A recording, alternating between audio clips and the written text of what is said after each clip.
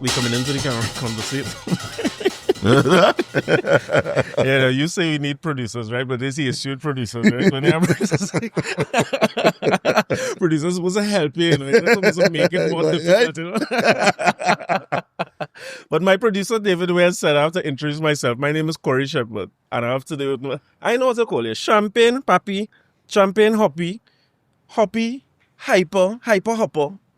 Which one of them are you using? You have all kinds. It all depends on who you're talking to about me or which era. What era, what situation. If I'm in our office, if I'm in a party, if I'm on the golf course. On the golf course. On the golf course, my nickname is CB, right? What's that, boy? What is CB for, boy? A word, a C word, 4 letters. Songs like Runt. Yeah. Boy. This is your partner's game. His name is Gomez Burke. Actually, I give myself the name. Why? Because I was always doing shit, Jack. Let me tell you something. Every time I see you on the golf course, right? If I play number 5, I go bounce you up, but you playing 17, right? Because your ball come over. Last time I see you was in Mocha. We playing that par 3. Which one is the par 3? First, second, the third, fourth, fifth. They have a short par 3. The first one you see. Yeah. And I see you the next to the green. I said, but what? Why I think it is my ball now. I said, what are you doing it? When you tell me the hole you played, I say, all right, well, I'll come. Yeah. I play number 2. But but you see, the game of golf, and I remember you're talking that Dr. Rowley, when he see me, he used to come long and crooked. Yeah. Long and crooked. Because so he know too. Yeah, he know. And anybody see that day? What's we going down third. And I hit my ball, and of course, long and crooked. Yeah. Going right. Yeah. When I come over now, you watch me so. That way you get me name. You know, I nearly bust the man head. I nearly kill the PM. It's also people might be glad to hear you say that, and they'll say you miss. Nah, boy. Yeah, promise. The ball landing the man back. The man on his golf cart. Oof. This gonna be a different kind of interview. But I'm sure the name Kwesi Hopkinson go work, right? Kwesi Hopkinson. For those who don't know, I was telling you before we started, I wonder, like you say, people might know you from several different eras. Yeah. But I feel like I had a front row seat to plenty. Right. I see a good bit of it over the years. So, yeah. Scorch, I was looking at Scorch. If you start with today, the things you're working on now, like Scorch is out how long now? Radio, that is. Oh, radio? So the interesting thing about Scorch Radio, we actually started Scorch Radio before the pandemic. Right. So we just started Scorch Radio as an online radio outlet in 16 or somewhere around there. It was online. Actually, a lot of the youths now you're seeing DJing. A lot of them will have passed through Scorch Radio on the internet. Just, playing anything now. And so a lot of them are all bunks up now, and they'll be like, well, I used to be on Scorch Radio and I was like, serious? Yeah, you get them to start. Yeah, so they start there. Down to Brooklyn the other day telling me the first studio he ever went in to do recording and stuff was at Scorch. Scorch was always, that platform for the young and upcoming to find a space, whether it's, with the magazine as a writer, a photographer, a model, with the Scorch music producers, little artists, so all Jimmy October, I remember, NZ, all these youth men used to be around the studio, Super Youth and all them. I had them there. Serious? Yeah, from a long time ago, all 2016 I think. So that's like 10 years. Wow. Right? Yeah, it listed online as 2.5 years, but it's a long so further. So the FM, when we became a FM band, that we could have done it, it's 2 years. So, but just before COVID, we shut down the studio. Right. Like at Smiley Rad Boy. Yeah. You get out in time. Let me tell you, in 2020, Carnival, in 2019, I have a cousin in Miami, and he is a risk management specialist, right? So he called me one day. Because you ever thought about risk management in the entertainment space? I was like, what are we talking about? Risk management? Yeah. He said, but suppose it have a pandemic and... Serious. Right? And I'm like, she said, how we could get that in the space? I said, but no promoter paying for no risk management. That's hard business, right? But I hear you. Mm-hmm. So this would have been late 2019, all September, around them times. And me and him had a meeting, and I'm trying to figure out. Okay, you know, for me, I bring ideas into making how we can make a business out of it, right? Mm-hmm.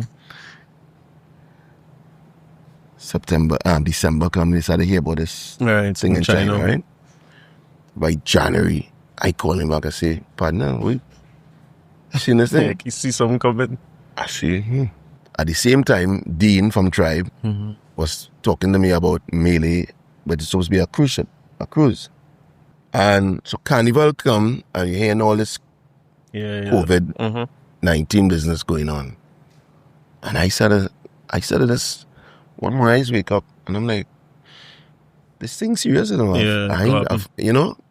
And we were about to move offices and started renovating a spot and thing in an export in Woodbrook. And I called my cousin and I was like, yo, tell her man, keep the down payment being coming. Yeah. Stop, halt, right? And I tell Dean at the same time, I said, Dean, because we're supposed to send some money, like, you know, a couple $100,000 US or something to for the ship for deposit. the ship deposit. I said, Dean, I feel like doing that, you know. I think you should you should hold up and let's watch this thing, boy. And about 3-4 days after, they come and shut down the country. Yeah, imagine that. Right? But I think they already had sent some kind of money over to the ship, so I think they would have lost that. Yeah. I didn't realize Melee was so early. That's a long time. Yeah. Before the pandemic, it was in the planning. It was in the planning stages to happen, I think, the next carnival or the next year or something like that. Gotcha. So I pulled back. Right. So we had shut down the studio, shut down everything, and I was just like we just talking like and see. set about like Chanda Paul, you know. You ain't looking for no big hits. Stay as long as you stay. You know, Chanda Paul is a good example. I'm telling you, I tell people all the time. Sometimes you start this. Yeah. You take your wicket. Of course. You know what I'm saying? Let Aaron make the runs. But I Chanda Paul in it right here. You do good in You time, know right? Yeah. But that idea of providing space for you seems to be something that you like doing. That's something important in your mission. Yeah. I mean, I remember myself as a youth, and there wasn't much opportunities or even people that look like me either that I could go to for advice. I remember when I was in Trinity, and when I started, I wanted to be into music or DJing and the entertainment space. One of the first people I met was the Goose. Serious? Ian Legon. Yeah, Ian Legon, remember him, right? Yeah, of course. And it's amazing how life is, because I grew up listening to the Goose do the Big Slice. You remember that? Yeah. So the Big Slice was my favorite show on radio. After school, you listen to the Big Slice and trying to play along with the Big Slice, right? And then I got the opportunity to meet the Goose. And I remember one of the things, you know, that was really profound at that time to me is like, you sure you want to be in this thing? You want to be on radio? You have to be, being a radio man is like you have to be a madman, you know. I say, you mean? Yeah. It's two personalities. Your radio personality and off air, it could be two different people. And I at that point, it's only when I got into that sort of realize, like, Hopper and Kwesi is, you know, it's two different things. Right. Yeah, two different, and you can have many different. Well, you have many, right? Yeah. So, from an early age, you know, I remember these little lessons, but my lessons came with plenty of looking on, having little conversations, but nobody was really this. Hey, you man, come on, let me show you this. Of course, I never had that, you know, and so for me, giving information, giving experience, knowledge, I do it for free. I just, you know, I especially to the youths. Right. they just come around, they could ask questions. My sons and his friends, Yeah. you know, they always Want to know. They want to know. That's good. And I like that, you know. Of course. So Scorch was always that platform. You're right. You know, and I try to keep it that platform. Even in the office, we have a lot of I see that. you know, youths and younger, young adults there. Yeah. You know, and as the others getting older, it's a balance, striking that balance. Yeah, you figure out a way how to do that, strike that balance over the years, because long time when he was in school, we used to say, boy, this man different, right? He's the local Diddy, but we can't say that again, right? We go shift it to JC, right? At least for now. Well, I mean, for now, but I mean, you never know that. The whole Diddy thing, I mean, I grew up being a Puffy boy, look, Sure, I pull up by KFC drive too. The girls say, hey, Puffy rich, free chicken. That way it was? Yeah. No, I would tell you something. I didn't necessarily like Puffy as a person. You know, his personality was a little too much for me. Even though people kind of, you know, see the two, I personally was like, nah, he's a little too. But I just liked his drive now to get shit done. And when you have an idea or a dream, so I didn't have a problem when they called me that. You know what I'm saying? Because okay. I think that was a parallel. Yeah. And he was one of the guys I would, from a distance, be able to kind of look at his and be inspired by. All right. Not the baby oil and stuff. Yeah, no, that other part. I don't know, I was going to ask, all right, you clear that up. The freaky part of him, I never tried to emulate the freaky part, you know. I was some freaking man. But the thing about that is other people say that, you know, so when we have other interviews, we might ask that and maybe, you never know where you go. But going back to them Trinity days, right? Because one of the questions I have before I get to that, you ever had to work like a 9 to 5, like you work in Massey and them kind of thing, Mario's, you never do them thing? Nah. I didn't think so. So, I remember when I was in, like Form 4 or 5, could be probably 3 or no. My neighbor, next door neighbor, he was like the CEO of a company that Clico had back in the day called Medical Services. Okay. IMS, so something like that, Insurance Medical Services, something like that. I remember they had gone into the medical world. That business was on Carlos Street. Not Carlos, Rock Cross Street. Yeah, I know what you're talking about there. Yeah. Right? Anyway, so a summer, actually was right after CXC. I went to do, and I was like the office boy there. Right. Like a summer job that probably extended into while I was going to school, like, you know, the first part of the term, like September, October to December. You know, I was going up and down, dropping off meal and being an office boy. So after that, I went into a program called with MIC, you know, that electrical, kind of I forget the name right now. Yeah, mechanical engineering, all the trade, right? Yeah. So, but I was tricked. Right. Because, you know, after in Trinity, that's when I leave school. So I barely leave school with passes, right? Because he had about 3 passes when I leave Trinity, right? We went and repeat and did the maths and English, because you had to do those. Of course. So I had to repeat that. We went to downers and things. Oh, you do that in downers, not Trinity? Yeah. I had to do over maths, English, and then you pick up some other subjects trying to do that. Anyway, long story short, I pick up this thing called with DJing, like when I was like in Form 3 or 4, right? And we started DJing, and I pulled up my group. Yeah, right. And that's all I wanted to do at that point. Yeah, like I never had aspirations of going to college like the rest of the guys or my peers at that time, right? Until I realized, everybody looking to go to college. So I know late now, so well, what you gonna do? I had started to go to college or something too. I didn't know, but I don't see. I did my head. You know what I'm saying? I fully done. Yeah. I fully done, so I go to school now. Yeah. But I remember, and in those days, this is the mid-90s, you can't tell your mother and father that you're going to be a DJ. professional DJ at the time was up in like a laundry, hide. Different, yeah. You know what I'm saying? And they were years up ahead. Of course, yeah. Right? It's a big gap. They established, yeah. And they established. So you can't really tell them that. It's like, what are you going to do? But now you're doing your life. So they say, I remember my aunt came. It was like in retrospect, it was like an intervention, right? I remember Sunday, Kalaloo cooking and thing, and I see my aunt and I'm rich, and they sit me down to talk about this thing. About your career path. What are you doing? What are you doing in life, right? And she said, so they have this, she said, Kwesi, you ever thought of like, a welder, a diving welder is make money. Is make $250,000 a year, and there's only work for like 2-3 months a year. Yeah. So check me, what? That's something good. You know what dope it I could buy with? That's what you said.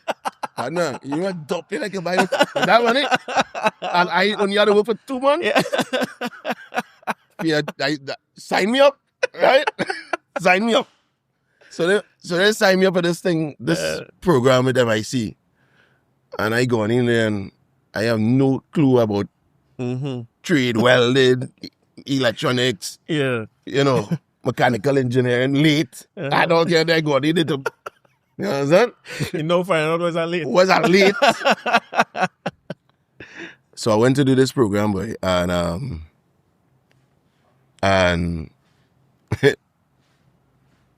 it's a whole new world for me, right? And so they tricked me into that. So, but at that point, I just knew I never wanted to do that. Right. And I wanted to be a DJ. Well, we was DJs at the time. Yeah, right? Because if I inform, the first time we come across all the fellas, we could have been informed 2-3, so it's had to be wrong that time. Yeah, so this 96, 97, something right, wrong there, right? Yeah. So we DJing, hustling, doing whatever. But now, I had to go into school, and it's like university. I think when you take a trade and think, it's all this book, horse, to do welding. Yeah, it's a real theory. It's science, there's all kind of iron and this and I say, well, what the hell, Chad? I thought I'd go and do a trade. You know what I'm saying? Thought you going weld. I thought I'd go weld. One time. Right? It just happened to be, I was a crack shot welder. I didn't. Serious? Yeah, the man, the first time I said, the instructor was like, you do this before? I was like, no. So he didn't tell me nothing until I went down. I go on to Gulf City a day. Right. And end up seeing MIC on display. I say, hey, let me see what's this. Yeah. When I started watching work, I say, man, this looking familiar. I see my name, my initials on anything. I said, what the hell I going to school? All in time, all this. Graduate. So he was telling me, he's a crack shot, I was like, what? He's a So I ended up going to work at on the job training. Right. Like after year 2 of it. And we went to the permanent Wassa. Yeah. Right? You leave our Wassa work, right? The permanent as a trainee in Wassa pump testing station in St. Joseph. Right. A whole different world. Right? Now you're seeing the real man them. Of course, you know what of course. And let me tell you, that journey in Wassa, I was there for like nearly a year. And I DJ in the nights. Can't reach your work for like 7 o'clock in the morning, right? Traveling from them days, travel, right? Yeah. Traveling from the Vale up to St. Joseph. I never do that in my life before. First time I was when I went to UE, the time you had to travel, I was like, what? Yeah, right? To travel to the east. Yeah.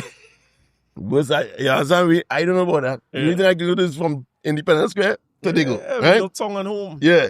So I go on, had to be there. But when I reach, most nights, like you say, after coconuts, and we in coconuts Wednesday, Thursday, Friday.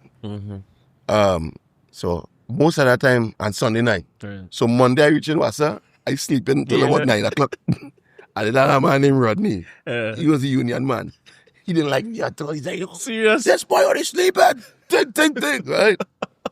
But what Stressing out Rodney. what was what they man, they like my toll. So I had these two supervisors, Francis and Hopkins, boy. Real grown men. Uh-huh. These men, every month then, the next week they broken still. Yeah. Right? That's the kind of money we talking about. And watch, man. Man, live it. In them days, when they tell me the kind of money they was making, they say them fellas making $30,000. This is 90 something, you know. Yeah, boy, that's And money. Half of that is overtime, you know. Right? So them men making real money, but they drinking out. Of course, Anyway, of course. I was a crack shot. They had me welding big wasser pipe. Serious? As a youth man, yeah. I breaking down real pump station and all kind of. Me, I know the guys is training. No, You yeah, understand? they're just leaving you to work. And them getting free money. I like you that. I understand? like that. I So- like that. He's trying to compliment the plate. Yeah. But even and you're DJing in the night and A still. DJ not trying to buy the plate. You understand? All right, you working for your money to support that. Yeah, the plates I buy and I trying to. Yeah. You understand? So, I mean, but I just knew this wasn't for me. You understand? Yeah, but And- it can't be fair if you're studying the money from there to pursue. It's No, a means time, but I'll right? tell you something. Mm-hmm. A man named Roy, guess who changed my life? Yeah. So after Wassa, no, I in the culture of Wassa. So to be quite honest, if they didn't leave me, I probably are still in Wassa right now because I just become a part of the culture in Of Wassa, course, right? yeah, of course. It had gangster working in Wassa. It had all kind of people working in Wassa, right? Yeah. And I there with them. My time at Wassa and they send me to the next company, which is Peaks. Right. And I go and into Peaks and it's a whole different thing. And it's like, Peaks was like, it was almost like robots because you're doing the same Oh, okay. thing. Assembly line kind of work. assembly line work, right? Yeah. And my what I specialize in is mechanical engineering and welding. Mm-hmm. And the only welding really they had was like a brazing job that they smell the copper on the coils Right. that's going onto the condenser. Mm. So after the first day, I was like, what's we do? Yeah, getting bored, so the yeah. whole week I was like, but all I could get a robot and do this. Yeah. What is this? This doesn't make sense. Yeah. I ain't learning nothing here. I learn everything I had to learn in one day. Yeah, Right? yeah. But I think I was always a kind of rebel or saying certain things. But anyway, this is where it changed. And like the second week, no, I'm frustrated already there. Right? Yeah. And it's not Wassa. Because in Wassa, It's vibes. it's vibes. And every day, you supposed to finish work 3 o'clock. 2:30, they come and say, hey, pack the truck, boy. It seems as though much has Right? changed. You know what I mean? Pack the truck. Them now looking up out on the road. You know. I say, what you Oh, they're not looking to go. I thought you mean they come back. No, they now So the looking overtime. It's overtime money, right? And them taking me all over the country. I all over the country, boy. Yeah. So Peaks is bored of it out to you. You. So for me, no, I picture like, what is this? Right? But they call a meeting.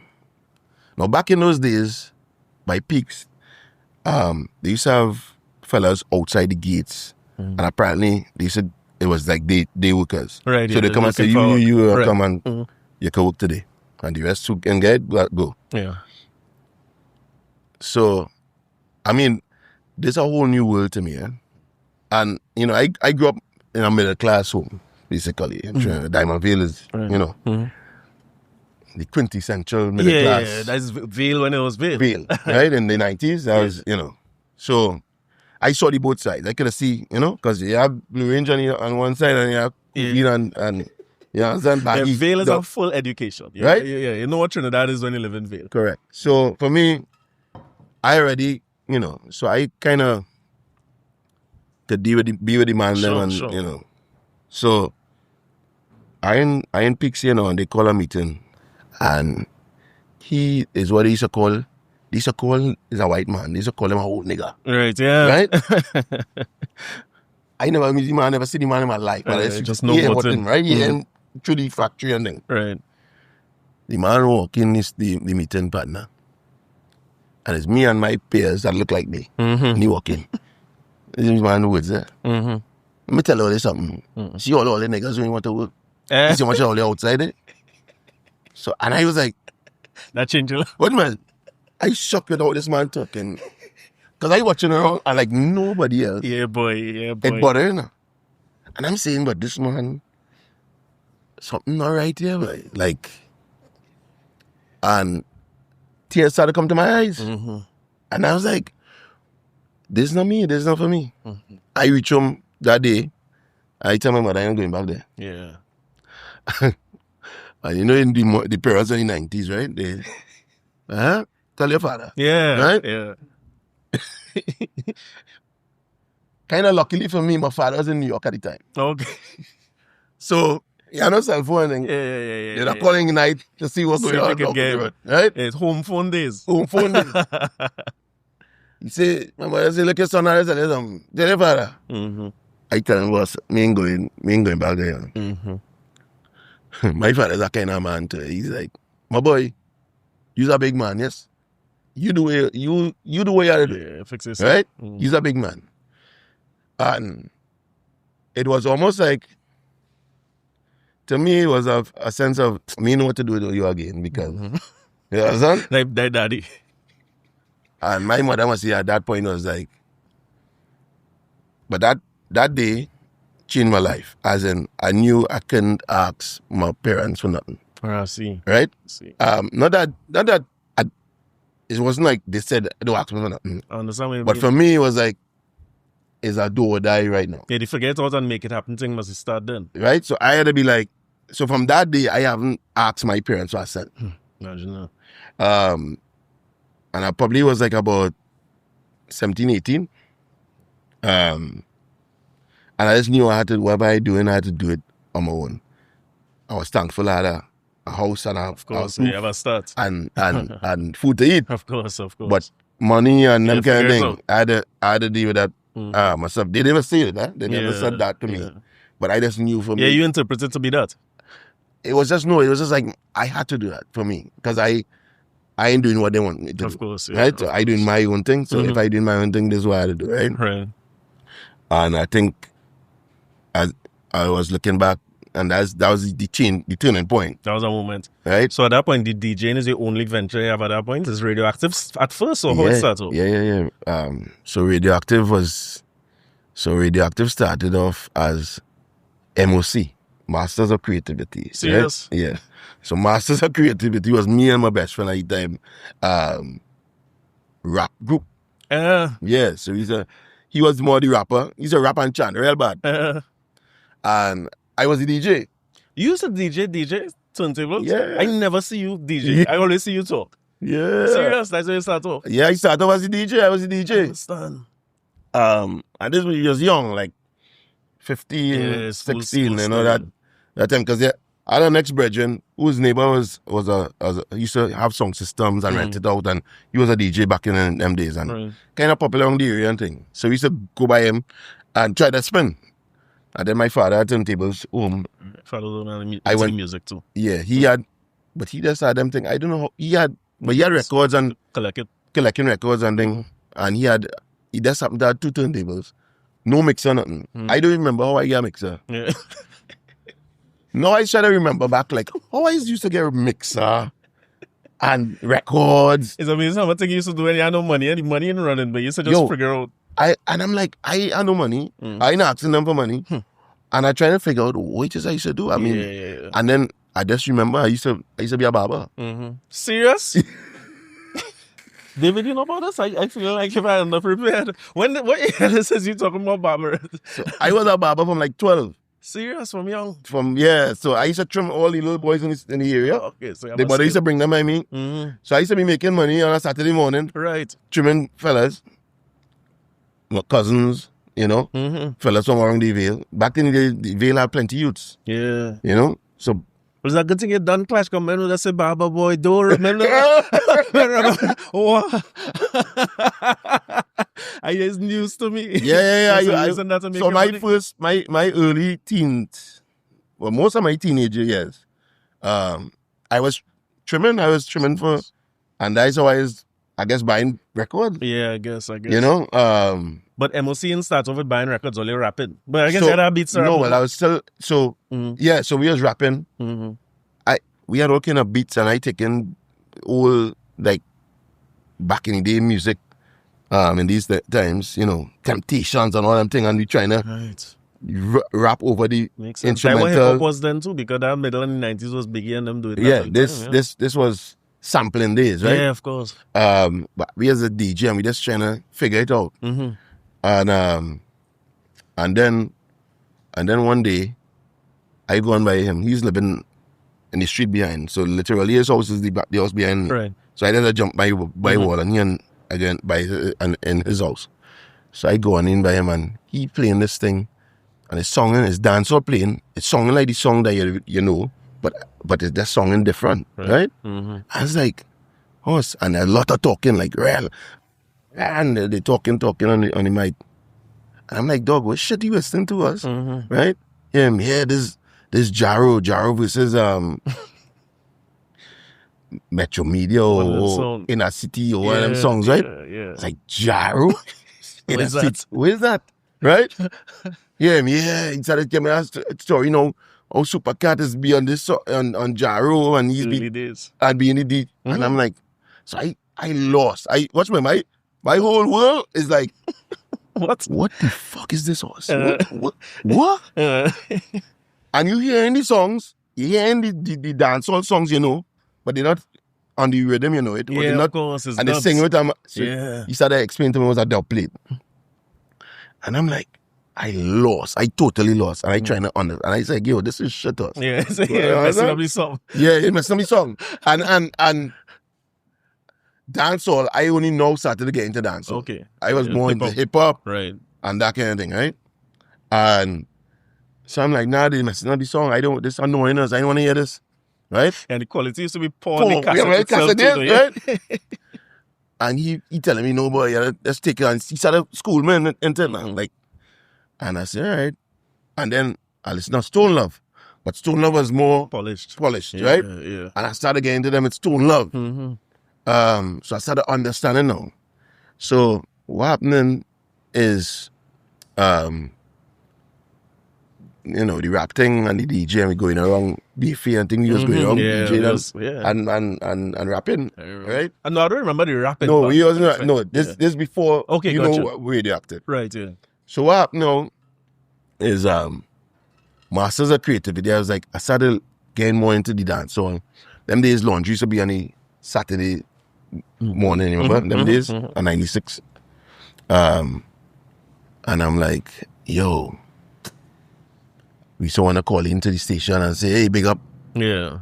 The Diamondville crew thing. And I started saying, but I need a cool DJ name that you could come and, because I say Masters of Creativity too. It ain't gonna work. Yeah, That's too long. I said, I need a song. I need a name for a song, a DJ group that could actually do that song clashing that you know, and kill songs. Yeah. But I want to be on the radio at the same time. Yeah. So I remember there, I sitting down at the in the kitchen table the same Saturday morning, and I want to call laundry to bring us up now. Yeah. And I saying, well, I need a name, boy. What's his name? And that's how I write down names. Radioactive come up, right? So it just come up in your mind? Just so like that. Because I wanted to be on the radio. I see. It makes sense. Right? It makes sense. But I wanted to have a song, a name that could be feared, deadly. Right? And look how deadly that is. I run out and I run down my name and say, hey, boy, what you think about this name? Radioactive. See, yeah, boy, that bad. I say, all right, thing. I go on back home, call the station. Hey, make a Radioactive. One time. That's a Radioactive launch. That's what we to say a trademark one time. One time, make a Radioactive one time, Bill. So every Saturday, I call the laundry, make a Radioactive group on Diamondville. Every Saturday, without a, you understand? And we like give yourself. You used to hear them days laundry on 98 or one of them? Yeah. 96 in launch yet? I can't remember which one it was. But I think so. That Saturday morning, early days you talk about. So now, I started getting more and more into the song system thing. Right. Getting cassettes and I did dancehall and stuff. And so we started DJing. But what happened is he left and went away to he migrated. Okay. This would have been 4 and 5, around 4 and 5 days, right? So after school he went, and I was being Radioactive as a single. Right, you're alone. And then you remember Ireland Yacht Man? Yeah. So he's living the yacht, the side of the deal. But I remember leaving that year after CXC and going to the States. Mm-hmm. I think my father was hoping I would have wanted to live there. Yeah, keep you there. I hated New York. Serious? Yeah, I hated Brooklyn. I was As like, a hip-hop man? Yeah, I mean, you seen hip-hop? Yeah, and that dance was big, started to get big in there. So Pepper Seed and all them. So I in the park, but I just didn't like that. It was, I see a youth man went to Trinity with me, telling me to come and join some gang with him. And I'm like, I was like, a gang? I said, what you do? He said that all you had is beat you up. And I said, beat me up? I said, boy, you mad? All them beating me up. He said, nah, boy, people, you think I'm like you in the gang thing. Back home. 2 weeks. 2 weeks after the man dead, this shit like the man. Yeah, man, him Chinese. You dodge a bullet. He was miserable. He was in Form 5, he was like in Form 3. Yeah. Yeah, they end up killing him. And I'm like, well, so that thing is not for me. It's not for you.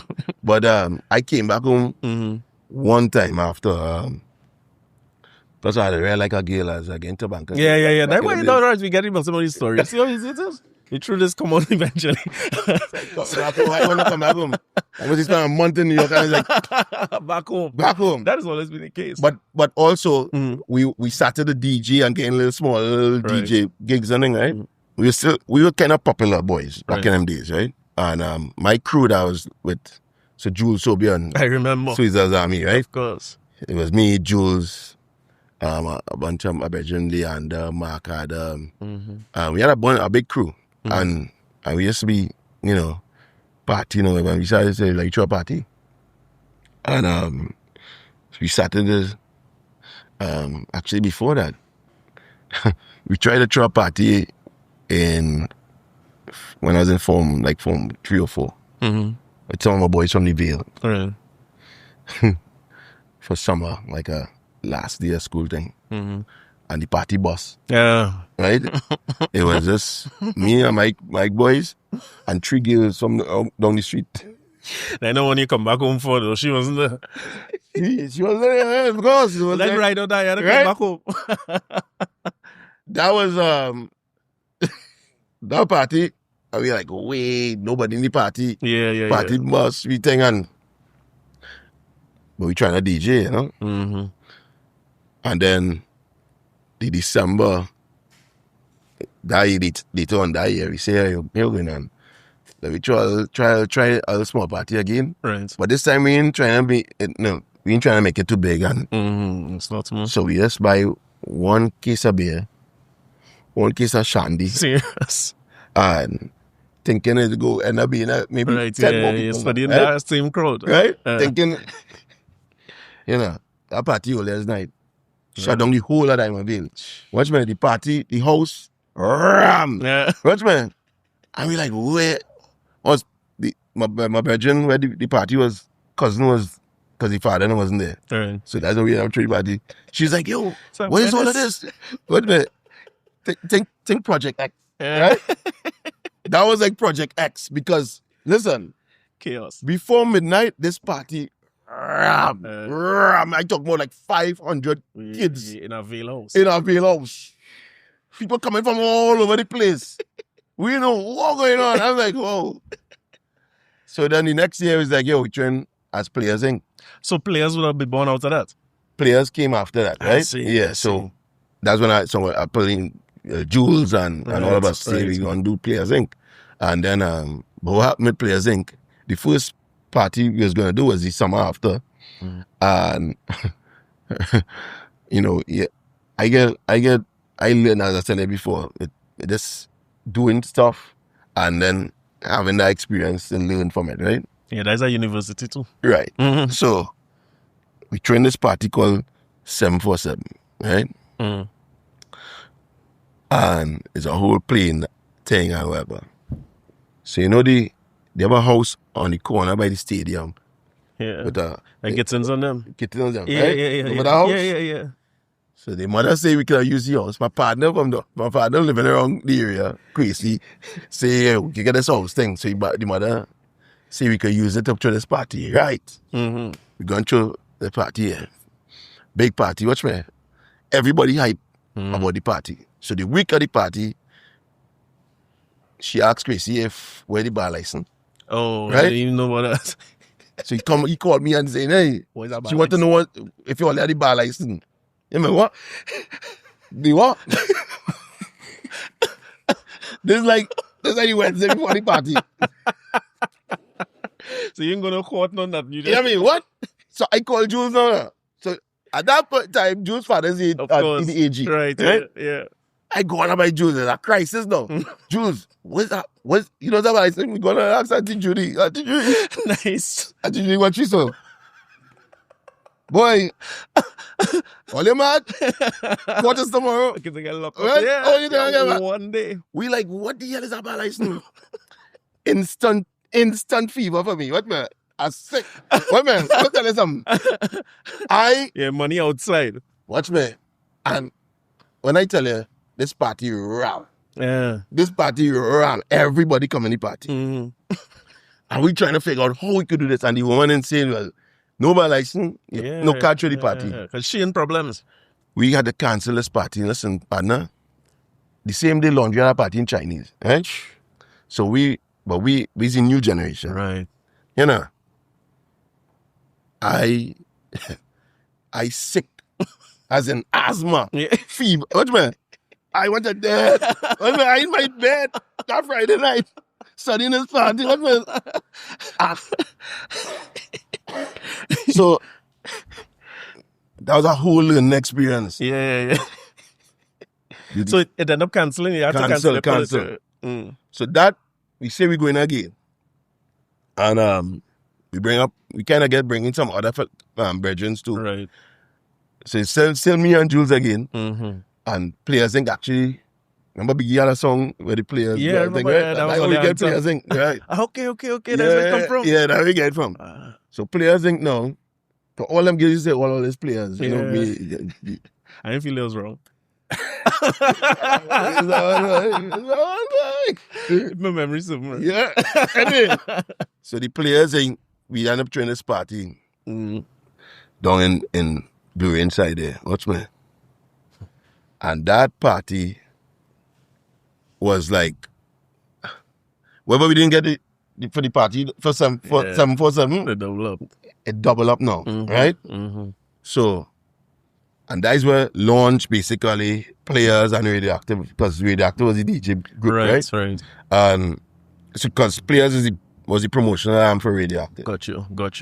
And so, and that day, what happened is like a year or two before self-construction now, you and I introduced and I realized it's my family and cousins, Right. So I say, yeah, well. But by that time, them done cutting dubs and... Well, at that time, they were playing out more. Okay. Because his father had his sound system. Oh, it's true. Right. Got you. So, but now we's family, so I had to bring my family in. Of So course. I put self-construction in that party, us, it's that other DJs back in the day, Crosby, Crush International, all them, and You have flyers and things from them things still, boy? I thing to document. Yeah, right. Somebody showed me one the other day. I was like, sometimes people just bring up these things. These days. Yeah, those days. But Players was straight party. It was a brand. Players was a brand for party, and then we started Players Soca Picnic. Right, I remember that. The first Soca Picnic in Trinidad is what we did. Of course. Right? They They didn't know nothing about hockey goal, at hockey size post. There's another thing. I had to go and get a hockey goal. To do it. Yeah, to go and do it. I got to go and buy the hockey association and I went, Serious? Yes. First one was Fatima Grounds, though? First one was on St. Mary's ground. Oh, the first one was St. Mary's. Yeah. Yeah. Right? And we was and that's the first time people saw that size. We just didn't know what we was doing, you know. I didn't have no rules as in international rules to doing this. Yeah. We just because we just sweat by St. Joseph Grounds field. Mm-hmm. So the same size field we used to sweat on.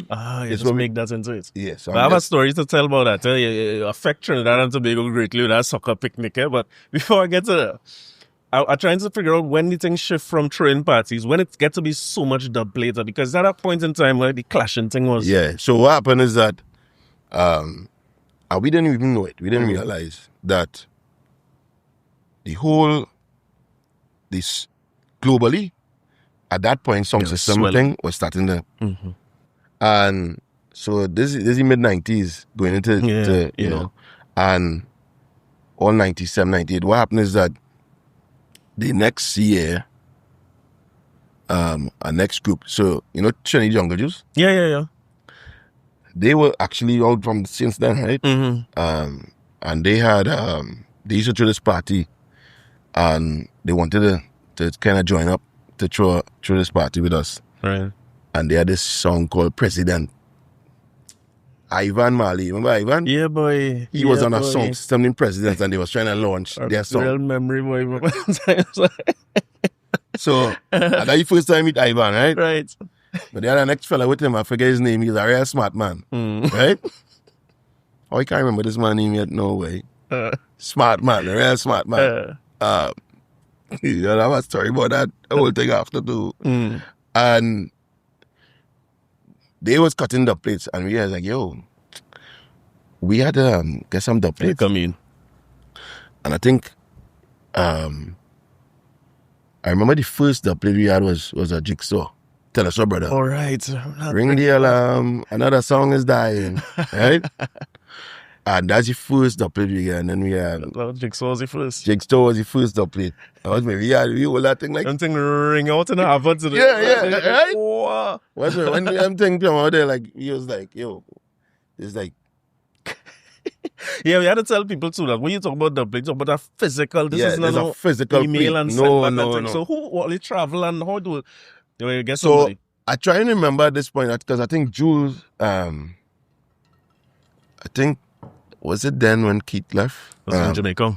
Yeah, he went to Jamaica. Right. But I try to remember. I think he went after this part because what happened is we have an interesting story. The summer after when they was launching Presidents and we had to get dub plates too. Right. And we ended up getting a Merciless. That was like our second dub plate. Right? We were doing Mercy, I think. But Keith was in Trinidad still because Keith was You go between. he was the go-to man. Like he was very R.I.P. Tonka Keith, but he was one of the men I could have gone to and say, Uncle, so and so, this happening, right? And he had he'd take a real liking to me too now. So he'd always... Yeah, but again, dubs from the Attorney General. Right? When we young, right, we trying to figure out all the fellas, because we in Fatima, right? Yeah, coming from Trinity. Them fellas, whatever's the newest thing, you and Jules had it. Yeah. Sneakers, clothes, whatever. And then they're doing dubs. So it's like, where these men come right? Yeah, because dub plate then was a more...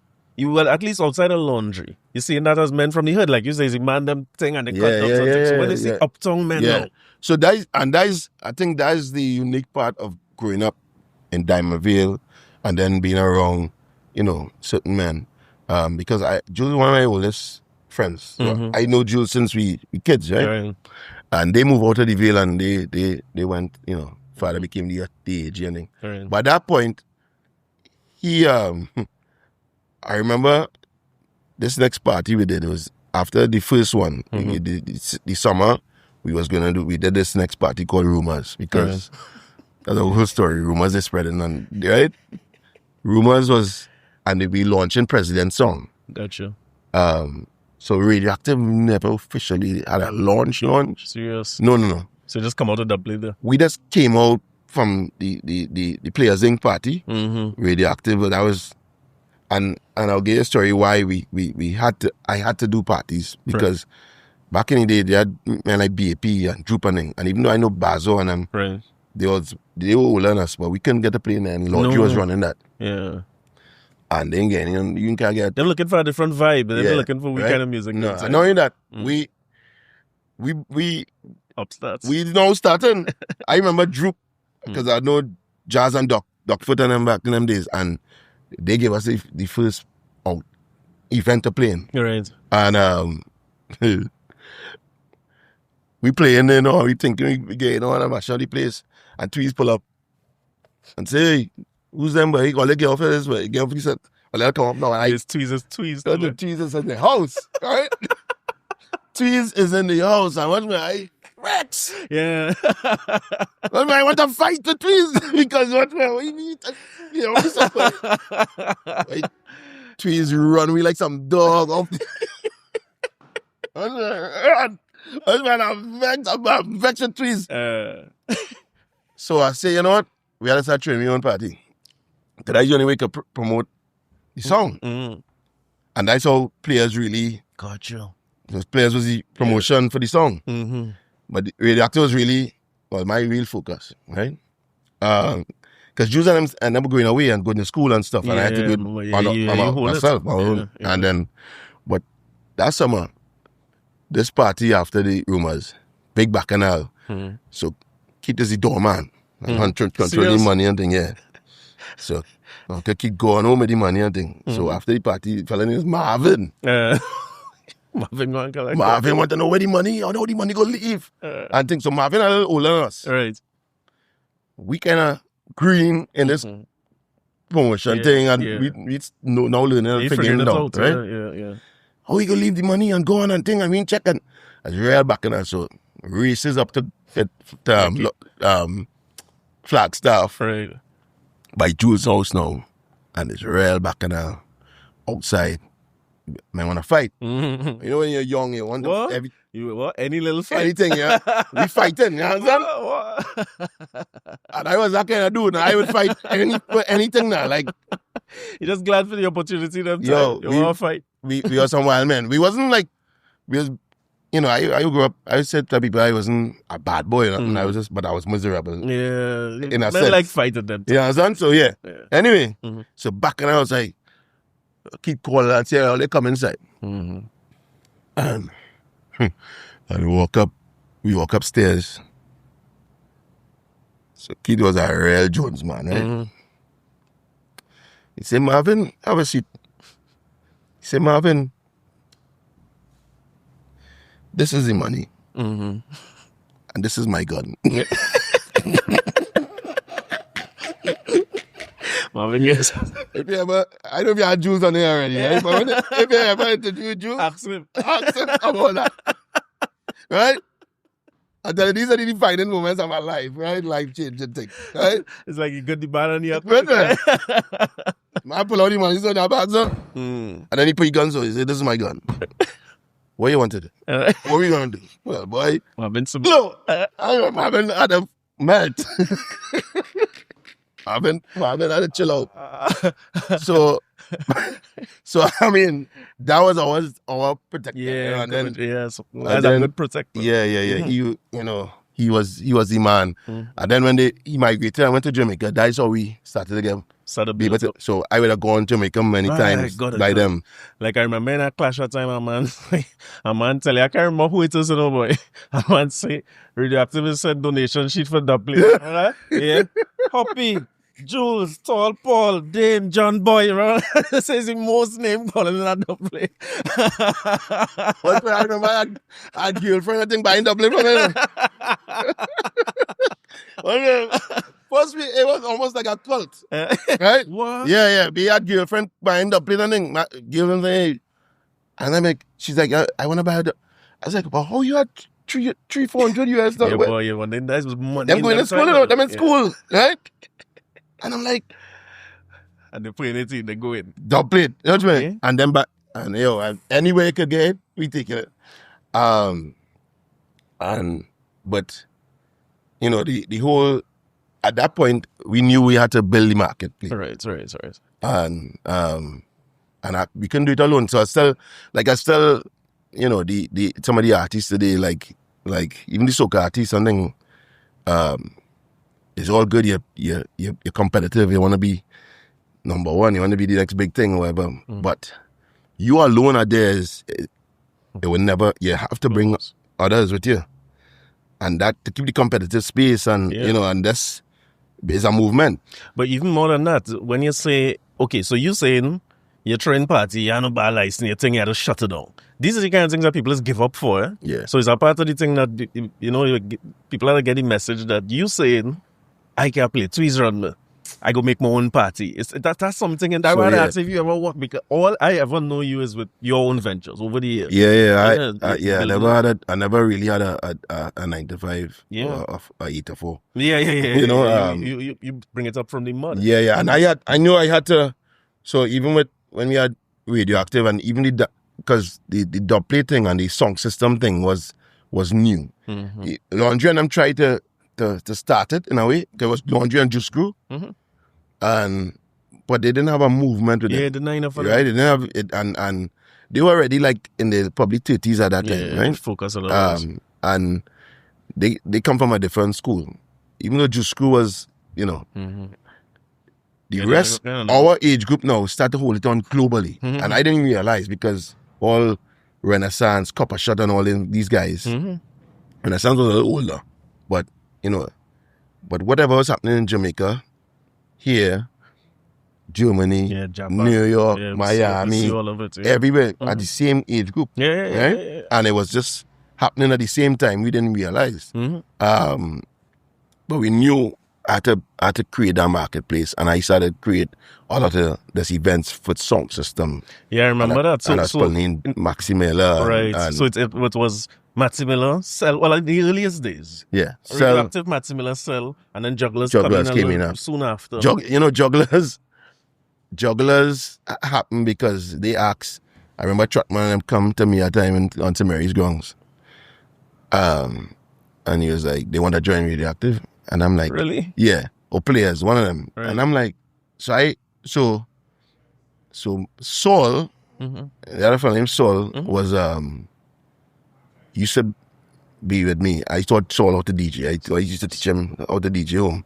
But he and my business partner at the time, Piper didn't like. So, yeah, right. So pulling him into the group was a trick, right? And so it wasn't happening. And that's what happened that Truckman come to me and say they want to join. And I'm like,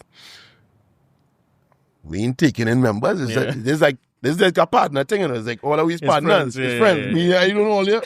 You understand? Imagine that. And them and take offense. But look what it bring. Right? And they're going to start jokers. I remember, it was rivaling. Jokers to fuck me up. Yeah, what? Right? I can't remember what venue. It's not a venue they used to use by the out up there. It's the horticultural. Horticultural, right? And they bus me. Oh, yeah. Right, that day. And then they call it the DJ group. Just like players, Radioactive, Radioactive, they came with Jugglers. And so Jugglers naturally became Radioactive enemy and rival. Yeah. Right? That was that time. People might not understand that time. Yeah, right? Yeah, for sure.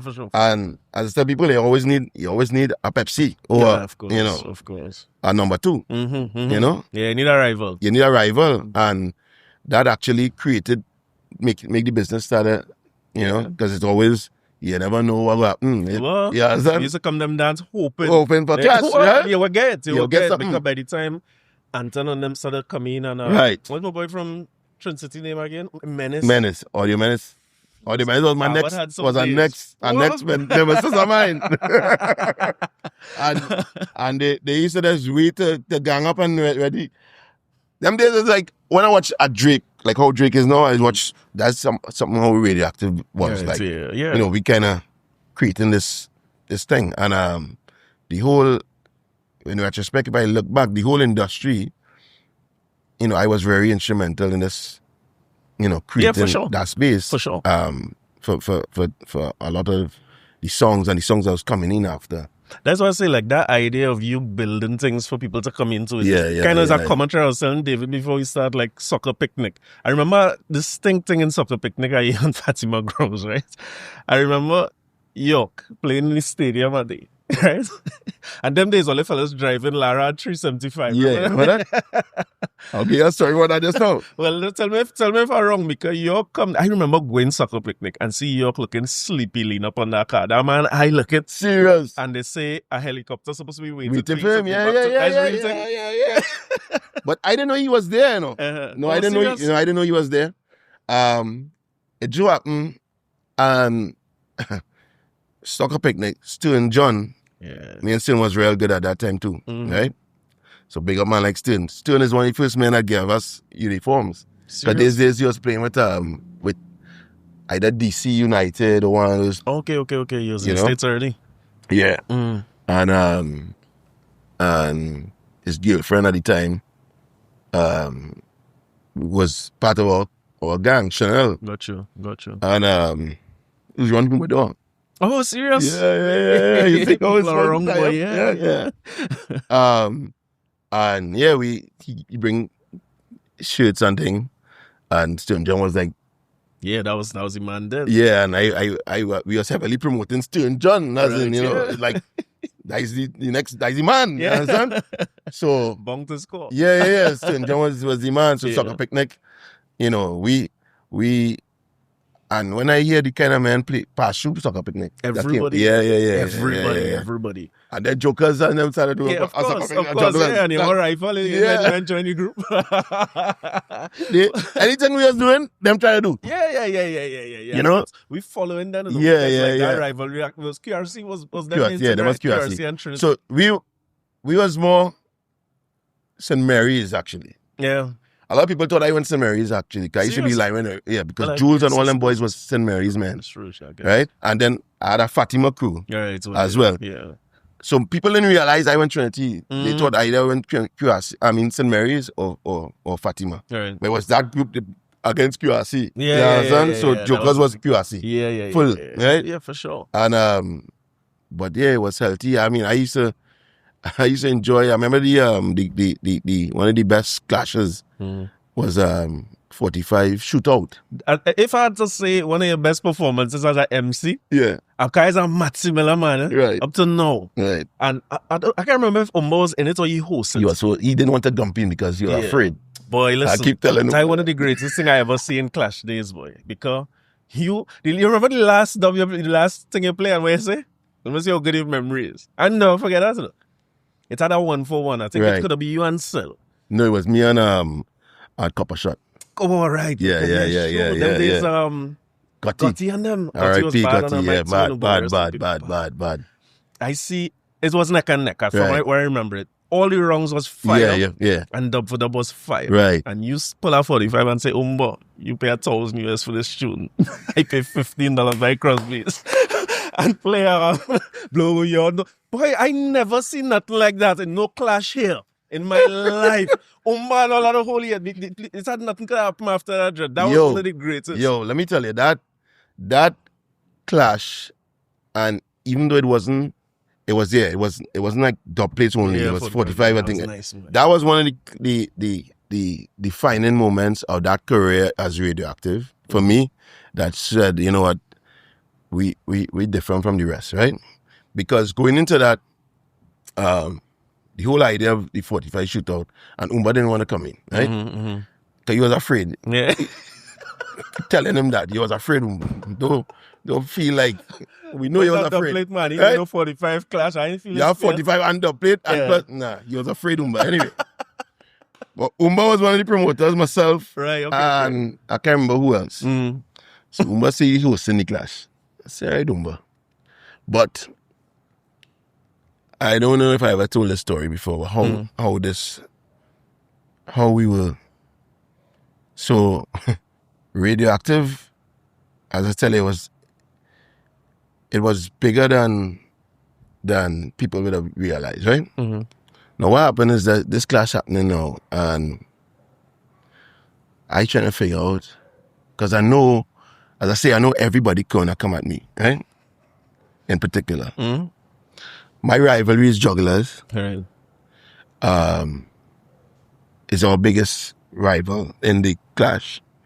I don't think Audio Menace was in it. No, Slaughter was at Excalibur. Copper Shot. Jugglers, Cell. Oh, yeah. And all in. It could be 5 or 6 weeks. No, Judah was in it. Judah was in it. Oh, yeah, boy. Judah was what again by that time?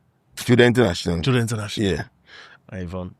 I think it had a 6 song. Somebody else was there. It could be 6. Anyway, for 2 weeks, I driving around. Now, when this clash happened, it was just when we were stopping playing records and it was CDs. Oh, okay. And it was 45 shootout. You had to play records. Okay. So you can play CDs. No CDs. I see, turntable. Right? But we had stopped, everybody basically had stopped buying records 2-3 years now. Right? So, by this time, records was nothing, nobody's playing records. Yeah. So we had to go and pull up all the old records and find new records and stuff. And just finding records. And I tell you, the preparation for that, I don't think the other songs understood or did what we was doing. Yeah. So my team at that point was Lord Ibdane, right, DJ Dane. Yeah, people know Lord Hype now. They might not DJ Dane. That's right? true. DJ Dane is a whole next person. That's a whole next. What right? the hell is this way? So Dane Right. and Brent Molino,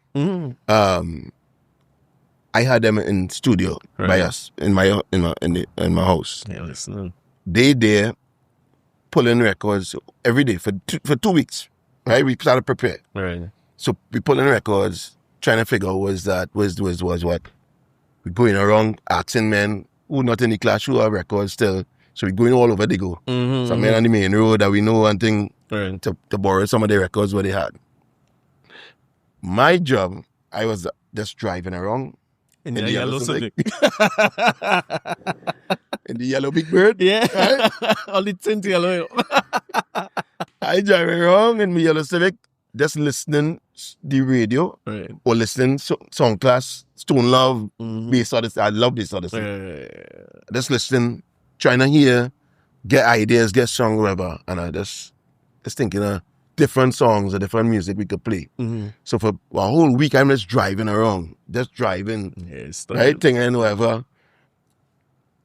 And the week of the event, we reached back in the studio and we said, so here we're going, and here this plan. We have a A list. So the rules of the event was no playbacks. You can't play back a song that was played before by next DJ, right? If you play back a song, you're eliminated automatically. So we created 3 scenarios. There's the A plan, plan A, B, and C. These are the songs we're going to play on A, B, and C. So when we reach the event now, we came to Shootout with a 45 crate, a 12-inch crate, and an empty crate. Right? So here we're going on. Everybody watching, because I see selling them come at like the whole library. Right? Jugglers on it. Man, let me see record library. You won't see it on wheel or something. These yellow crates was iconic, right? But we only have limit. And when you open the crate, half the crate full. So I watching them in faces. Everybody's face was like, something right. What happening here? Because you see, only has food too. If that little bit of yo, listen, I ain't lying to tell you. The crates was half full, one empty, and one thing. And they didn't understand this. So here my strategy. We have, and Brent have a clipboard. Marking it up. So every time a DJ playing in the wrongs, because we know last, we draw last. So everybody gonna play and beat out songs. So by the time we come to play now on the first round, most of plan A, Go on. Right? So Brenda's scratching out, taking all the record, play it in the empty. So you can't play back. So you can't play. Right? So we have nothing to play. And so by the time, I think Judah was the song before us, they play, we come in and say, you're going, and then we go with plan B, we go and start so. But actually at that point, we just had to change the plan a bit. And improvise between plan A and B. Remember they used to say I used to talk too much. And we also the Guinness song. Right. We was the first song system to actually, our first DJ with sponsors and stuff, right? It's true. So, after Mama Guy, we give what the Guinness and make up the sponsors. I say, watch out this. You gonna put on. I ain't gonna say nothing. Oh yeah. Remember that? I remember that. And they no talking wrong. With actions speak louder than word, and that was it. And for that whole clash, it was like a systematic thing. It was like, and them, it's only up late in the clash, it was like, yo, these fellas. Come for it tonight. Come for it. You know, it was, and at that moment, I was like, yo, you know, this was, and it was almost like the end of a year. Yeah, for sure. That was because it had swarm. It had many of them. Yeah. And then and even when they started bring a lot of songs, because Fully Loaded was that, right? A lot of songs you right. Fully Loaded. Fully Loaded was that. We brought, you know, Mighty Krong and Black Chinese and all them, you know. Stone Love. Yeah, T.O.K. Bass Odyssey. Right. It's Squingy before he died. Yeah. But even when you say Bass Odyssey, it makes sense because you and Dane had a quickness one, understanding. About, those, So that's why we used to love them. Yeah, because two of them was like that. They were like that, you know, and you know, it's like I always tell people, for me, it's like we were like the Michael Jordan and Pippen of song system business back in them days, you know? Right, yeah, for sure. You know, and for sure. You know, everybody think, but so yeah, I mean, as we say, people wouldn't know that. No, that's the thing. That's exactly why I like doing this, because that has half of these stories here. People will say, he do all that.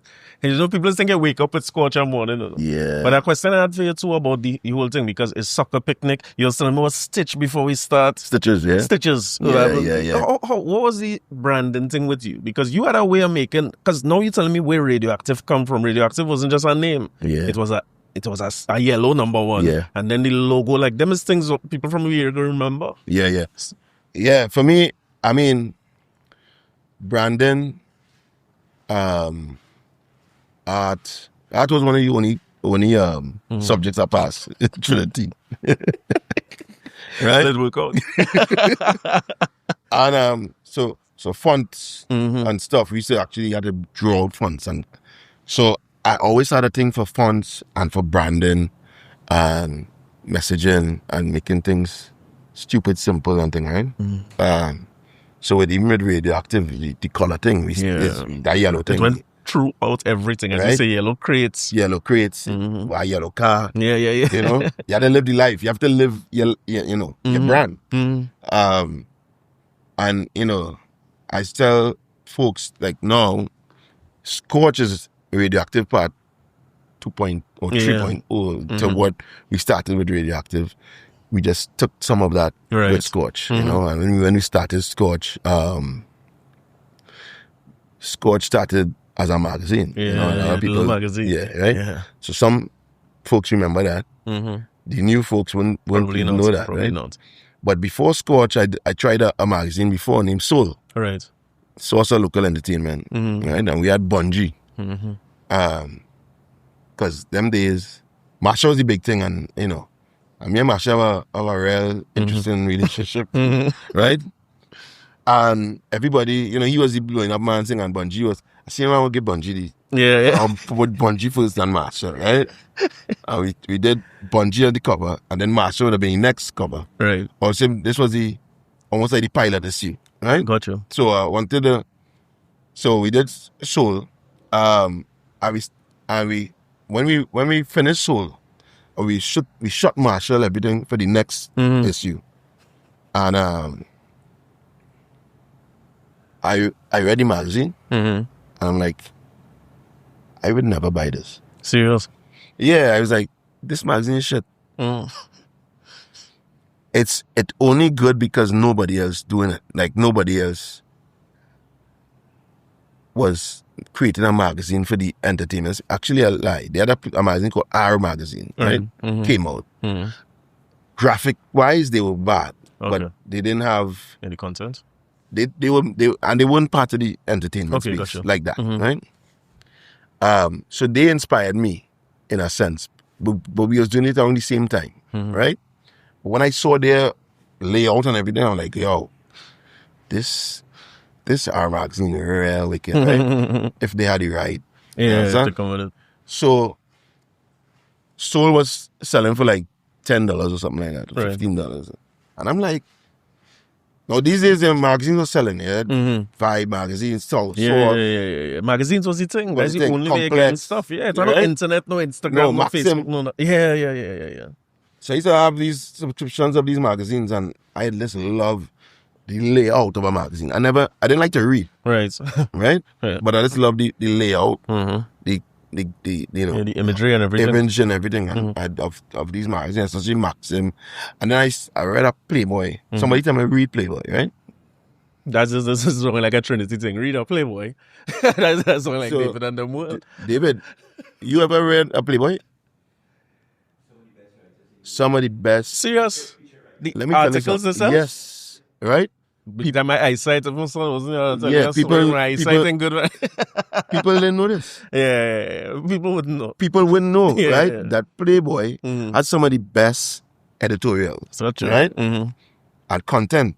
And I'm like, wow, all these things had to blow my mind. And I started to read some of these things. So after I did the first issue of Soul, I was like, this is That's bullshit. not it. I would never buy it. So if I wouldn't buy it, why trying to sell it? Gotcha. Right? And I immediately just like didn't bother even doing. We shot Marshall for the SC2. Right. I was in the middle of production of the SC2, and I was like, He halted. I halt, right? This was the early 2000s, right? Probably 2003 or 4. And I paid on the shelf at that point, and I went around wherever.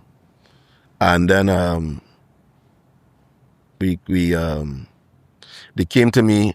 Them days I was on 96.1 with Chow and them. And then we had a falling out issue, and I was they fired me. And it was a very interesting thing at that time, because at that time I wasn't the money on the radio. I wasn't making money on it. Like, it was small money. Yeah, it was making money otherwise. The money was through Radioactive playing out. That's true. So I could have made on a weekend $30,000 right as Radioactive, right? For the month you're making $3,000 on the radio. Yeah. For I the guess month. radio just keeping a name, I suppose. So yeah, radio. It was a catch-22 with us, right? But it served its purpose, right? Right. But what happened is that I had a clothing store. So I was always like entrepreneurial, so, and I always, I couldn't depend on just one thing for me. Yeah, right? I remember you asked mommy for money, so you had to figure some things out. Correct. Right? So at this point I had a store, and we Hyper Clothing, I think it was. Where this was? Patra Roti Shop is? On the main road there? Where it used to be? Tragedy Road? Tragedy Road? Yeah. Oh, Yeah. you got a store there? Yeah, there's a cell store next to it. Right, yeah. That was I know my where store it was. there. I didn't remember that. Yeah. So I was there, and they came from John Wayne, Benoit. Yeah. I see John Wayne pull up in my store. He's like, "Boy, Louis, want to talk to you, boy?" Oh, it's next. Point seven. I say, "Who?" Louis Lee want to meet you. I say, "Nah, I good." You say you good? Yeah. Cause Oh, you ain't doing radio? Radio not no, I was still on the radio, but I even though I fired. Oh, no, they had one suspension. I got it. Okay. But it was like extended suspension. I in suspension for like the last 3-4 months, right? I say, "Why you on point one?" He asked me.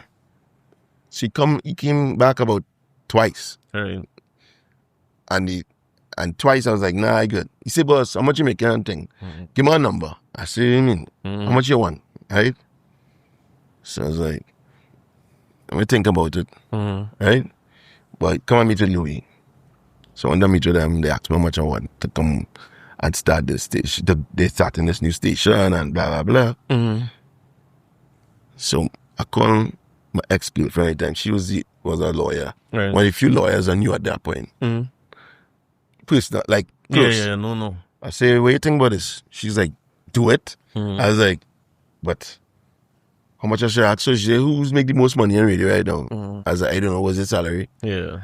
So I try to figure it out, asking who's making the most money at that time. Right? She's like, "Ask for $25,000. I was like, "What?" Yeah, them time that's money. Right? From 3. Right, from $3,000 or something like that. I was like, nah, I can't. They would never give me that thing. So she's write up a thing, and I think she paid like $20,000. Right. Yo, they came back and said, "Yeah, let me do it." I was like, "What?" Or something like that. It was something close to what I'd asked for, right? Right, yeah. I'm like, well, I had to consider it, no, right? So I went to meet with them again, and I was like, so I had to ask some questions, like, so who running this thing? Like, who? Because all you're not from this world. Yeah. Louis and them is not. Something ain't right. So I know, I was like, who heading this thing?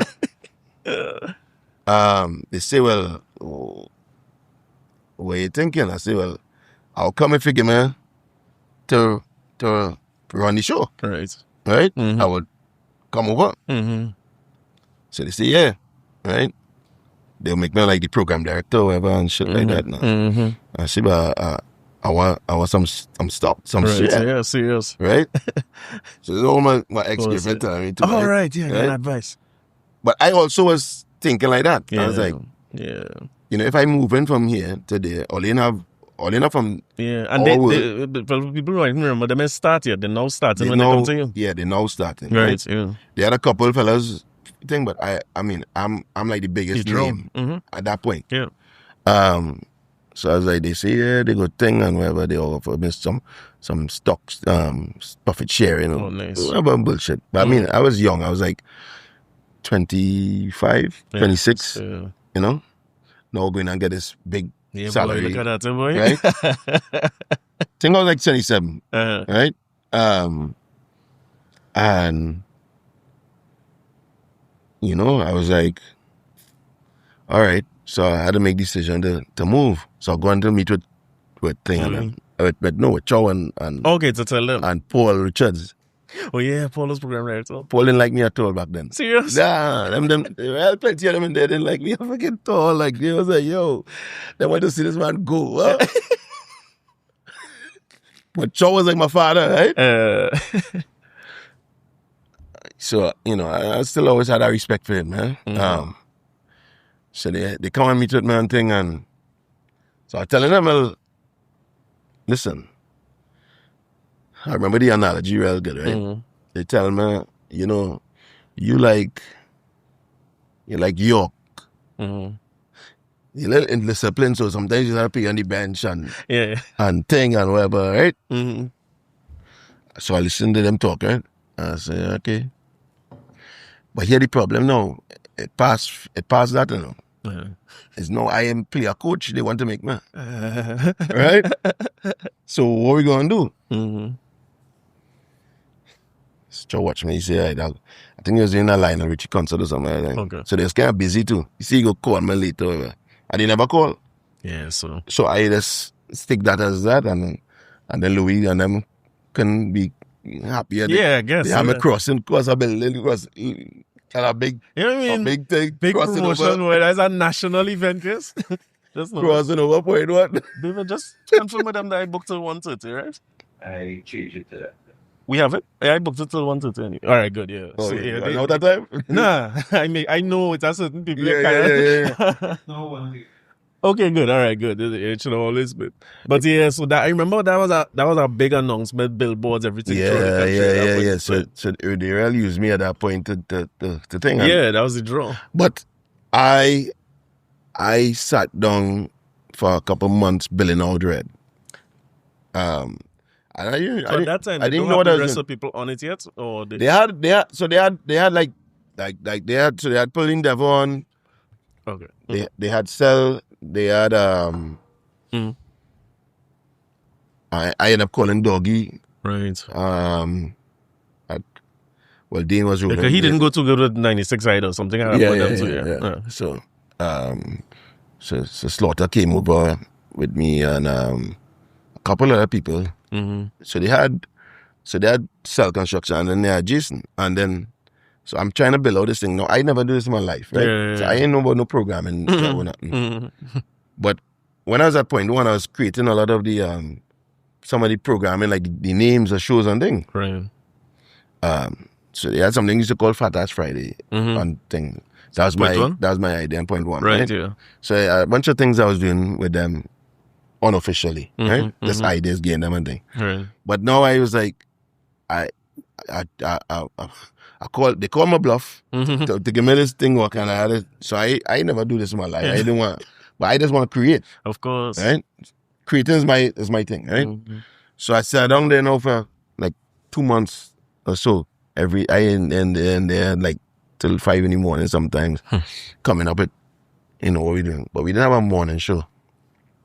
And I trying to figure out who placing where, and then so I trying to build out the whole programming for Red. And then I used to see how Jason and Blaze was interacting. They Yes, always are talking wrong. shit with Serious. and this when we have meetings and them, these two clowns just smiling out, man, right? And I watch them and I say, you know what? And I went to Louis or Tony and I was like, I think I want to put Blaze and Jason together. Like, I'd create a show like, it had a show on 97, Hot 97 in New York. Ebert and Cisco. You remember them? Yeah, Who Jackass. Yeah. Right? No, not the movie man. Not even. You talking about Stan Buckwell? Stan Buckwell. Yeah. Stan Buckwell. You remember them? Yeah. That's how I built Jason on them show. Makes sense. Right? Because it was two unlikely men, you know. Blaze was a songman, Jason was proper. Right? Yeah. And when I watching them, say like, yo. So I actually put the Jason Blaze together. For that original Red Hot Morning Show. For that Red Hot Morning Show. Yeah. Right? And and it worked. It worked. Right? It's one of the greatest shows we ever, one of the greatest morning shows we ever had. And I wanted it to be just like Stan Buckwell. Gotcha. You understand? When you watch your Drama Wednesday end up being a thing, and them, they had another thing they used to do with them and Perry boy with a kind of shootout thing on a Friday. Right. So them things that make iconic moments. So I wanted that in the morning, and in the afternoon the hyperdrive was supposed to be, you know, a similar kind of thing but different, right? Right. And Jason Blaze took off, and they started to give us flack for the hyperdrive, and people said, "Oh, they talk too much, and this and that." And I remember Louis and them one day come and tell me, "Boy, I'm hyper," you know, they complain and they this and I'm like, until we start this, people like started to catch on to the hyperdrive. But that was like 3-4 years after they started, you know. But I hate to manage people. That's not my thing, right? So after a year or two of that, they changed it up. I give up that. I think Blaze took over from. Oh, serious? From me, yeah. So at that point, you was just doing the hyperdrive on the station? So yeah. Oh, I see. And then I was a little disgruntled because they didn't give me the profit share. Oh, you never get. No. They must have it for you. No, they never. They dance me. They spin the wrong way and they dance me. Tony still Right? They dance me that whole profit sharing thing. That was all they do. Right? So I was like, you know what? Life. I ain't going to create a next thing for somebody if I don't have a share in it. I understand. Right? If I don't have ownership. Right. And that's always start with Scorch. So Scorch now, that's how I jump back on. I started to think, I can't get a radio station at that point. So you had it in mind from then? You felt like it's something you was not getting. I felt like I needed some ownership in the space that I am in. Right. Mm-hmm. I needed something, a platform that I have. Yeah. Because the career is only as long as, you know, you never know, right? So and if other people see you as a draw, then you could be the draw for yourself. Right. So I was like, I don't own this station. I don't own nothing on that station. And to be quite honest, they could get rid of me any day. You know? What's my thing? So I started to think like, I need to create my own thing, right? So went back to the drawing board of the magazine. I was on a flight with actually one of my creative confidants. Like, you know, her name is Junan Hopkinson. She's, I know Junan. You know Junan? Yeah. Very, very, yeah. She's building something from nothing. I remember she had done a children's book and she just come up with it. Right? She's you know, and we was talking, I think coming back on a flight from Jamaica, and I started to talk about, she had asked me about the magazine or something like that. And I was like, you know what, I feel I want to do a magazine just like TV and radio that you'd rather pay for. Like, got it. It's just free. And I just use the advertising and stuff. It's a revenue. So when I got home that day, I started to figure out, like, and I was asking, like, give me a name that's, say, hot. That one to be, you know, the next hot thing. What's hot around the country? Who's the hottest? Who's the hottest? This and that. And I reworked Soul. And the Scorch came up and I was like, wow. Yes, so you know this one go work. I say, all right. And what happened is, so with my new salary, Not even bank. Right? I remember, you know, they say money, more problem. I remember a brethren come and say, hey, people, I know it might be thing, but come and check me now. I want to show you something. A fellow was working Mercedes-Benz, right? But I steal it. I say, what? Yeah, what? No, I was a BMW man. Yeah, I always didn't like yeah. BMW, right? So I was the first man driving a BMW. I was like, big man, Yeah. right? I saw man, take whatever. So I go on my still and they show me this car. I was like, yo, what? They say, yeah, boy, I'm man order this car and I want it again. You know what? You know, buy it though. I said, so me so thinking, Yeah. I was like, oh, you know what? Yeah. My salary could make this thing now, right? So I bought this car, C-Class. More money, more problems. I drive in the C-Class. Like, yeah, so I'm like, and I remember it's like a year or two into this, right? Because we started right in 05, so this was 7, Right. and I was going to start Scorch. But I need money. I need capital. You know what? I was like, you know what? I started to pay the graphic artist all my salary that I was making on the radio. And from, well, Radioactive was still playing around, so I could still use, so I still think, right? So I hired 2 graphic artists. The guy who did our magazine that I liked, you find him. I'd always know him, right? Okay. I pull him in. Right. And next thing, so I had 2 graphic artists on salary, basically. right? Yeah. Paying them over my salary. I needed more cash. So I sell my Benz. Right. Yeah. And I remember people saying, well, Hoppy getting repossessed. Yeah, man, say it's hard times hit him, boy. They say you run out at 9.6 and look, he fall on the face, thing get hard. And I drive a little Civic, a little hatchback Civic, a little red Civic. Right? And I just tucking again like trying to ball, right? Yeah. I started to make some little singles and so that is what financing that my whole operation with Scorch. Serious. And I said, you know what? I can't do it like how we did Soul, because Soul was more of a project. Right. I say if I'm doing this thing, I had to do it like a proper. So I had to get an office, I had to get a base, I had to get an employee thing. So I get an office now. I have 2 graphic artists and thing. I had to get a salesperson. I went to Sophie. Right. She just came back from university, employed her. And I just bootstrapping this whole thing, right? Of course. On my own. And I remember when we put out, we were putting out the first magazine. I didn't like the photography on it. Right. So I changed like 3 photographers before I found this girl named Laura for her, right? And what she was doing was like, I was like, yo, what this kind of editing she doing, right? She making these girls look like, I was like, yo, I gotta get this girl. So when we did the shoot with her, and I was like, yo, there's it here now. So the first issue was our pilot issue we never played out. We call that 00. That was the first Scorch issue. But that was like the deck, like a demo. Of course. And when we put out the first one, boy. people was like, yo, what is this? Yeah, who's these girls? I remember people was like, who is these girls? Who is this? Where these girls came from? And I wanted to produce this magazine from people like myself who do like to read. I just want to read short things. Right. Give me this straight to the point. Gotcha. Right? Use advertising and it'll be a free thing.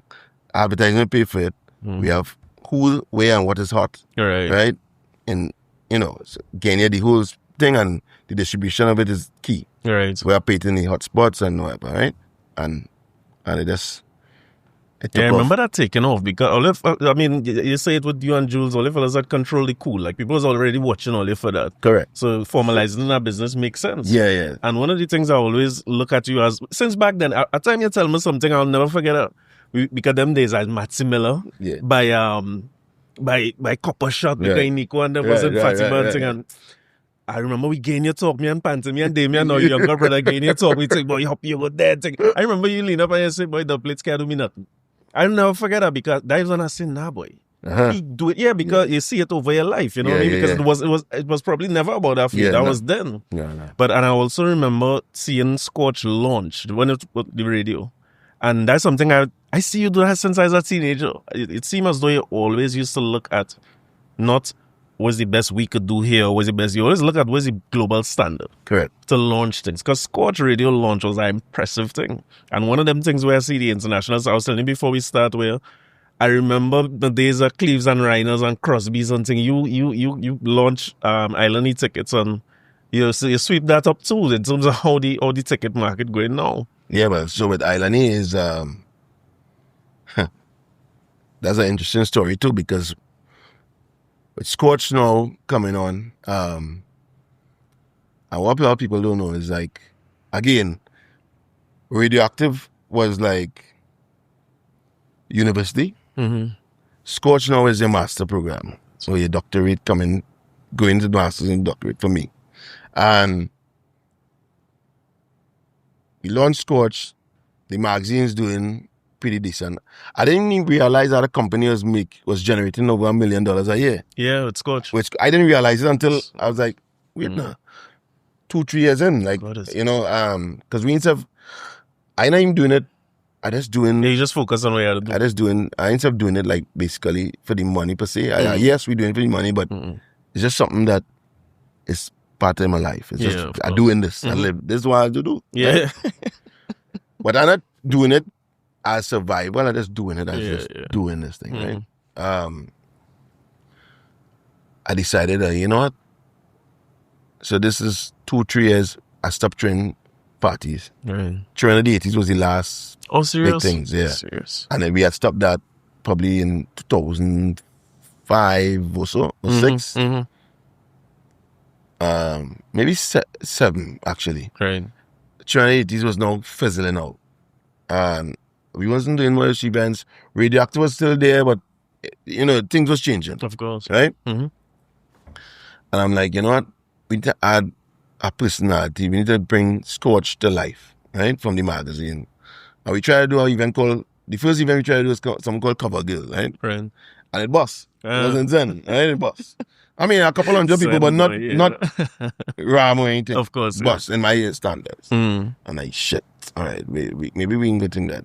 And then Treasure Queen was around. Right. And they were trying to get into, I guess, look at our market. So them fellas came to me and asked me if I want to try something on the boat. Right.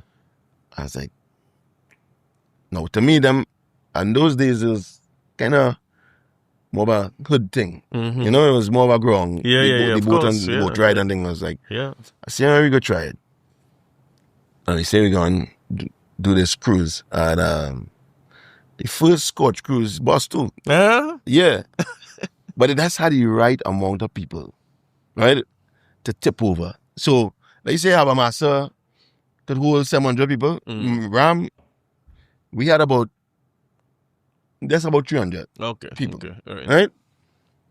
But what happened on that cruise? Yeah, the vibrates. Was iconic. Right? Vibe masters. It was doing that, vibes. Yeah. People was having a blast. When people come out there, they was like, yo, what people at that time. Second cruise now, sell out.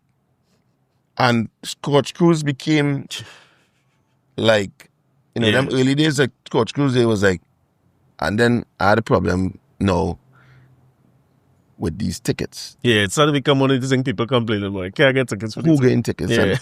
And you know how to figure out to keep your crowd and who has been there with her and whatever. And I say, you know, I need to do this online, you know. And they had no Ticketmaster. Sunday was the only things you knew about. Right, abroad. And they don't do what we was doing, right? So one of my same piper who was with Radioactive me said he could do this thing with the back with QR codes and thing.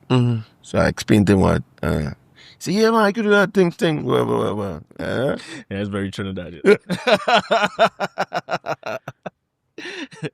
Big cruise. Watch my cruise oversold, right?